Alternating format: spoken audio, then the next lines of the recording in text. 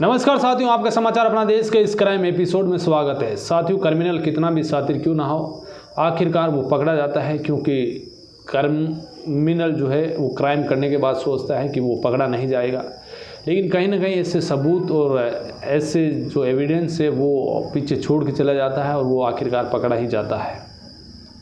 आज की कहानी एक ऐसी कहानी है जिसमें एक शातिर लड़की ने सोचा कि वो पकड़ी नहीं जाएगी, उसके जो है किए गए कत्ल का राज कभी खुलेगा नहीं, और वो एक फोरेंसिक एक्सपर्ट के तौर पर पढ़ाई कर रही थी, यानी कि वो फोरेंसिक बीएससी कर रही थी। उसे लगा कि मैं खुद भी जो है आगे जाकर फोरेंसिक एक्सपर्ट बनूंगी और किसी भी जो है कत्ल जो उसने कत्ल किया है वो कभी खुलेगा नहीं। लेकिन किस तरीके से ये कत्ल खुला और ये पूरी कहानी जो है आप सुनिएगा इस क्राइम एपिसोड में। तो दिल्ली का गांधी विहार इलाका, यहाँ पर जो है 6 अक्टूबर 2025 को 4 बजे सुबह किसी शख्स ने जो है पुलिस को फ़ोन किया कि एक बिल्डिंग है जिसमें एक कमरे में भयानक आग लगी हुई है और वहाँ पर कुछ ब्लास्ट भी हुआ है। अब पुलिस फायर ब्रिगेड की गाड़ी की सूचना देती है, फायर ब्रिगेड मौके पर पहुँचती है, आकर वो आग बुझाती है। जब वो दरवाज़ा खोलते हैं, उस दरवाजे को तोड़ते हैं, अंदर से दरवाज़ा लॉक था। फिर फायर ब्रिगेड अंदर जाती है उसको जो है आग बुझाकर, तो वो देखती है कि एक लाश अंदर जली हुई पड़ी है। लाश इतनी बिखर चुकी थी, इतने जो है उस ब्लास्ट की वजह से। वहाँ पर पता चला कि एक गैस का एलपीजी का सिलेंडर था, वो फट गया। वहीं एक विंडो एसी थी, वो भी जो है ब्लास्ट हुई, उससे भी जो है एसी का भी ब्लास्ट था। तो अब ये लाश किसकी है ये पता करने के लिए उस बिल्डिंग के मालिक को, उस किराए पर जिस शख्स को दे रखा था, इसलिए उस बिल्डिंग के मालिक को बुलाया गया। वो आता है और कहता है कि यहाँ पर एक लड़का रहा करता था जिसका अभी ये मौत हुई है, ये राजस्थान का रहने वाला है, इसका नाम रामकस मीणा है। ये यहाँ पर आईएएस की तैयारी कर रहा था, लंबे समय से इसी रूम में रहकर इसने किराए पर ले रखा था। अब उसके घर वालों को जो है इस मामले की जानकारी दी गई, तो घर वाले, उसके माता पिता, भाई वगैरह सब पहुँचे। आकर देखा, उन्होंने कहा कि देखो, पुलिस को बताया कि उसके बाद जो है उस घर मालिक ने भी जो पुलिस को इन्फॉर्मेशन की, पुलिस आई, उस लाश को कब्जे में लिया, उसको अस्पताल की मोर्चरी में भिजवाया। इधर घर वालों ने कहा कि जो है ये एक हादसा नहीं है, ये एक हत्या है, यानी कि रामकस मीणा को किसी ने मारा है। अब घर वालों ने जब ये बात पुलिस को कही तो अब मामला दर्ज करवाया, एफआईआर लिखवाई।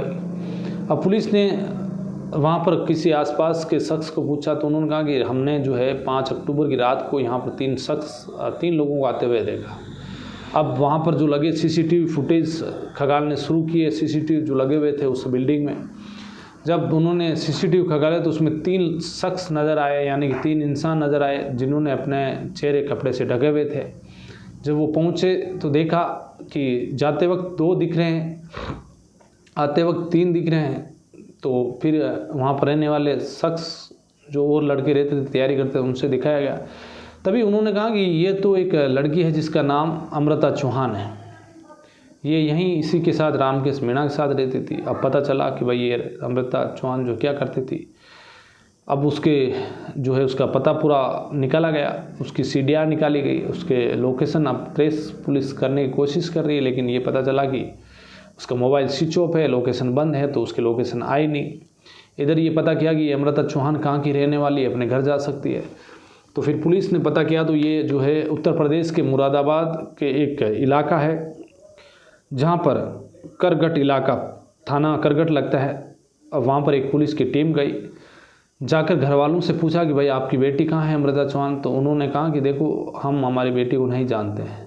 पुलिस ने कहा क्यों नहीं जानते, तो उन्होंने फिर एक अंदर से अखबार की कटिंग लाकर दिखाया कि देखो, हमने अमृता चौहान को जो है 8 जुलाई 2024 को ही हमारी चल अंचल संपत्ति से बेदखल कर दिया। हमें जो है हमारी बेटी से कोई भी हमारा रिश्ता नहीं है, क्योंकि उसका व्यवहार अच्छा नहीं था। इसी वजह से हमने जो है ये फैसला लिया कि बेटी को जो है इस चल अंचल संपत्ति से बाहर कर दिया जाए।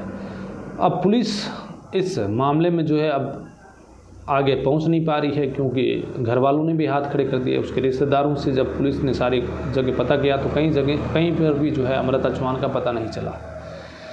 अब धीरे धीरे जो है वक्त बीता। इसी बीच ये जो है 18 अक्टूबर को किसी शख्स ने बताया कि आप जिस अमृता चौहान को ढूंढ रहे हो वो दिल्ली के छतरपुर के एक इलाके में जो है वहाँ रह रही है। अब पुलिस की एक टीम वहाँ जाती है, पता करती है, तो वहाँ अमृता चौहान मिल जाती है। यानी कि 18 अक्टूबर को अमृता चौहान पुलिस के हत्थे चढ़ी। इसके बाद अमृता चौहान को पुलिस स्टेशन लाया गया। पुलिस स्टेशन लाने के बाद अब अमृता चौहान से पूछताछ हुई। फिर अमृता चौहान ने जो कहानी बताई वो इस तरीके से थी। अमृता चौहान ने बताया कि मैं दिल्ली में रहने के लिए आई, उसके बाद मुझे जो है मैं फॉरेंसिक बीएससी कर रही थी और मुझे काम की तलाश थी, तो मैं एक नोएडा की एक कॉरपोरेट कंपनी थी, उसमें जो है रिसेप्शन के तौर पर नौकरी के लिए मैंने आवेदन किया। उसके बाद वहाँ पर मेरा इंटरव्यू कॉल आया, तो मैं वहाँ इंटरव्यू कॉल आने के बाद इंटरव्यू देने के लिए गई थी उस कंपनी में। तो वहाँ पर मुझे जुलाई 2025 में ये रामकेश मीणा बाहर मिला। ये एक हैंडसम लड़का था, हमारी दोनों की बातचीत हुई। तो मैंने उससे पूछा कि तुम क्या करते हो, तो उसने बताया कि मैं आईएएस की तैयारी कर रहा हूँ। इसी आईएएस की तैयारी का नाम सुनकर अमृता चौहान खुश होती है कि मैं भी अकेली हूँ। और फिर उसने पूछा कि तुम क्या करती हो, तो उसने कहा कि देखो मैं जो है एक फॉरेंसिक बीएससी कर रही हूँ, यानी कि फॉरेंसिक एक्सपर्ट बनना चाहती हूँ।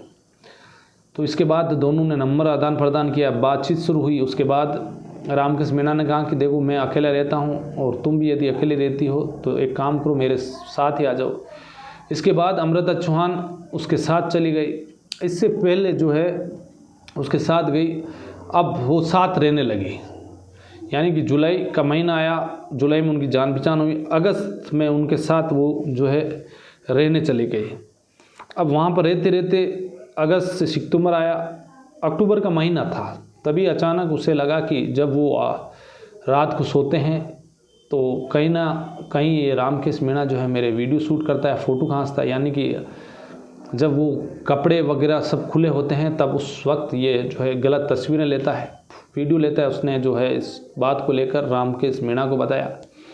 तो रामकेश मीणा ने कहा देखो मैं ऐसा नहीं करता हूँ कुछ भी, लेकिन उसके हाव भाव और चेहरे के एक्सपीरियंस से उसे लगा कि नहीं ये मेरे साथ गलत कर रहा है। उसने कहा कि देखो तुम मेरे सारे फ़ोटो वीडियो डिलीट कर दो, मैं कुछ नहीं चाहती। उसने कहा मैंने लिए ही नहीं है। लेकिन उसने कहा तुम लिए एक काम करो, तुम्हारा मोबाइल चेक कराओ, तो वो मोबाइल नहीं देता है। उसने कहा तुम्हारा लैपटॉप वगैरह हार्ड डिस्क वगैरह सब दिखाओ मुझे। रामकेश मीणा मना कर देता है।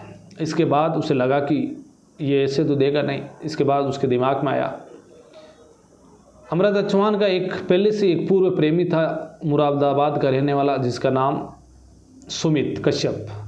अब वो सुमित कश्यप के पास मुरादाबाद पहुंचती है, जो एलपीजी के गैस टंकी जो है वो उस इलाके में सप्लाई करता था। उसे कहा कि देखो मैं यहाँ से जब दिल्ली गई तो मेरा एक बॉयफ्रेंड बन गया जो आईएएस की तैयारी कर रहा है। उसने मेरी जो है कुछ गंदी तस्वीरें ले ली हैं, अब वो डिलीट नहीं कर रहा है, तो मुझे परेशानी हो रही है। वो डिलीट नहीं कर रहा है तो कहीं ना कहीं कभी कभी किसी के साथ जो है वो फ़ोटो शेयर कर सकता है, वीडियो शेयर कर सकता है। तो तुम एक काम करो, उसे जो है अपन मिलकर समझाते हैं, यदि वो मान जाता है तो इन्होंने कहा कि चलो एक काम करते हैं। मेरा एक दोस्त है, सुमित ने कहा दिल्ली में, संदीप नाम का। वो संदीप के पास पहुँचते, संदीप को ये बात बताते हैं। संदीप संविदा के ऊपर पुलिस लाइन में नौकरी कर रहा था और उसके साथ साथ एमएससी और सीजीएल की तैयारी कर रहा था। तो उसने कहा चलो अपन एक काम करते हैं, रामकेश मीणा को समझाते हैं। अब तीनों ही जो है 5 अक्टूबर की रात को करीब 8 बजे उसके रूम पर पहुंचते हैं। उसके रूम पर पहुंचने के बाद उससे बात करते हैं। अमृता चौहान उससे कहती है कि देखो एक काम करो, तुम फ़ोटो वगैरह डिलीट कर दो। वो आवेश में आ जाता है। फ़ोटो वगैरह उसने कहा कि देखो मेरे पास है भी नहीं। तो वो कहते तुम्हारा मोबाइल लैपटॉप चेक कराओ, वो मना कर देता है। इसी बीच झगड़ा होता है तो उसके पहले जो हाथ पैर बांधे जाते हैं, एक कुर्सी पड़ी थी उस पर, उसे कहते हैं कि देखो तुम दे दो, नहीं तो तुम्हारी पिटाई करेंगे। तो वो कहता है कि देखो मेरी पिटाई करोगे तो मैं चिल्लाऊंगा। तो इसी बीच जो है उसे पीटा गया, वो ज़ोर ज़ोर से चिल्लाने लगा। इसी बीच उसके मुंह में कपड़ा ठूंसा, लेकिन तभी तक उसने जो है वो मोबाइल फ़ोन और उसका जो लैपटॉप है उसमें वो पासवर्ड वगैरह नहीं बता रहा था। तो सुमित कश्यप ने जो है उसका चार्जिंग की केबल उठाई और उसके गले को कसकर जो है खांस दिया उसके गले पर, और चार्जिंग की जो डोरी केबल थी, और कुछ ही पल में रामकस मीणा की मौत हो गई। मौत होने के बाद संदीप ने ये देखा दृश्य तो उसे डर लगा, वो भाग गया। उसने कहा कि तुमने ये गलत किया है, एक अपन तो ऐसे प्रेम से मांग ही लेते। ये बात उसने जो है गिरफ्तारी के बाद बताई थी, तो वो वहाँ से भाग गया। इसके बाद इन्होंने कहा कि अब क्या करें, ये मर चुका है, इसकी अब लाश इधर, वो पढ़ी लिखी फॉरेंसिक बीएससी कर रही थी, तो उसे लगा कि देखो सबूत ऐसे ऐसे मिटाए जाते हैं। उसने लगा कि सबूत मिटा देंगे तो हम पकड़े नहीं जाएंगे। उसके बाद उसकी लाश को जो है खोलते हैं उस कुर्सी से, और जो चारपाई लगी हुई थी उस पर उसको लेटाते हैं, उस लाश को, रामकस मीणा की लाश को। उसके बाद उसके ऊपर जो उसकी रसोई में जाते हैं, वहाँ पर उसके घी तेल वगैरह रखा होता है वो डालते हैं। इसके बाद पेट्रोल का इंतज़ाम करते हैं, पेट्रोल डालते हैं। उसकी किताबें पड़ी हुई थी, वो IAS की तैयारी कर रहा था, वो सारी किताबें उसके ऊपर रखते हैं और एक चिता सजाते हैं कि ये पूरा जल जाएगा, उसके बाद सारे सबूत नष्ट हो जाएंगे। इसके बाद रामकस मीणा के ये सारी चीज़ डालने के बाद जो सुमित कश्यप था, वो ये LPG के जो है टैंक वगैरह सप्लाई करता था, टंकी वगैरह। तो ये रसोई में जाते हैं, उसकी LPG की टंकी को खोलते हैं, गैस की चूल्हे पे लगी हुई थी, उसको लाते हैं। उसके बाद उन्होंने फैसला किया कि ये काम करते हैं, क्योंकि वो लंबे समय से ये काम कर रहा था। उसने कहा कि रेगुलेटर यदि अपन चालू कर देंगे गैस की टंकी का, तो उसके बाद ये गैस से पूरी तरह से जल जाएगा, ये ब्लास्ट होगी तो लाश भी जो है पूरी तरह से जल जाएगी और किसी को लगेगा कि जो है उसके कमरे में ब्लास्ट हुआ है और वो पकड़े नहीं जाएंगे। इसके बाद इन्होंने जो दरवाज़ा, उसकी खिड़की थी, उसकी जाली तोड़ी और फिर उस अंदर से जो है कमरा बंद किया और बाहर निकल गए रेगुलेटर, और इन्होंने एक कोने में जो है आग लगा दी। आग लगाने के बाद ये दोनों नीचे उतरते हैं और देखते हैं, कुछ ही समय बाद आग भयंकर रूप लेती है और एक जोरदार ब्लास्ट होता है, यानी कि वो LPG की टंकी फट जाती है। इसके बाद सारी जो है पुलिस को सूचना दी जाती है, फायर ब्रिगेड आती है, आग बुझाती है और लाश का पता चलता है। यानी कुल मिलाकर इस मामले को लेकर 18 अक्टूबर को जो है अमृता चौहान को गिरफ्तार किया। उसके बाद 21 अक्टूबर को सुमित को गिरफ्तार किया और 23 अक्टूबर को संदीप को गिरफ्तार किया गया है। यानी तीनों आरोपी पुलिस के कब्जे में। लेकिन एक सोची समझी साजिश, एक एक्सपर्ट के तौर पर इन्होंने सोचा कि वो पकड़े नहीं जाएंगे, एक फ़ोटो वीडियो डिलीट कराने के लिए, और वीडियो और फोटो यदि रामकस मीणा ने डिलीट नहीं किए। इसके बाद पुलिस ने उसका मोबाइल फ़ोन वहाँ पर मिला, उसका लैपटॉप मिला, तो उससे देखा गया जो अमृता चौहान के इन्होंने लेके गए थे ये वहाँ से लैपटॉप इसका, तो उसमें कुल 15 लड़कियों के जो है आपत्तिजनक वीडियो मिले जिसमें गंदी तस्वीरें थी। तो कुल मिलाकर रामकस मीणा की जो है मौत का कारण बना न्यूड तस्वीरें लेना, गलत तस्वीरें उतारना। और जब अमृता चौहान को ये बात पता चली तो उसने विरोध किया और इसके बाद जो है रामकस मीणा तो मारा गया और ये तीनों लोग अब पुलिस की कस्टडी से इन्हें जेल भेज दिया गया। कुल मिलाकर ये जो है पूरा मामले का खुलासा हुआ और किस तरीके से जो है एक साथी तरीके से इसने कत्ल किया। इन्होंने पुलिस में कंप्लेंट नहीं दर्ज कराकर इन्होंने खुद ही कत्ल किया, तो इसका लंबे समय तक ये सलाखों के पीछे रहेंगे। लेकिन आज की कहानी में बस इतना ही, फिर किसी कहानी में आपसे मुलाकात होगी। तब तक के लिए आप अलर्ट रहिए, सावधान रहिए, क्राइम से बचिए। हमारी किसी की भावना भड़काना नहीं है, हमारे किसी को बदनाम करना नहीं है, हमें आपको आगाह करना था। तो इस कहानी के ज़रिए आपको ये पूरी कहानी समझाई किस तरीके से जो है एक हत्या की गई। तो आज की कहानी में बस इतना ही, फिर आपसे किसी कहानी में मुलाकात होगी। तब तक के लिए जय हिंद।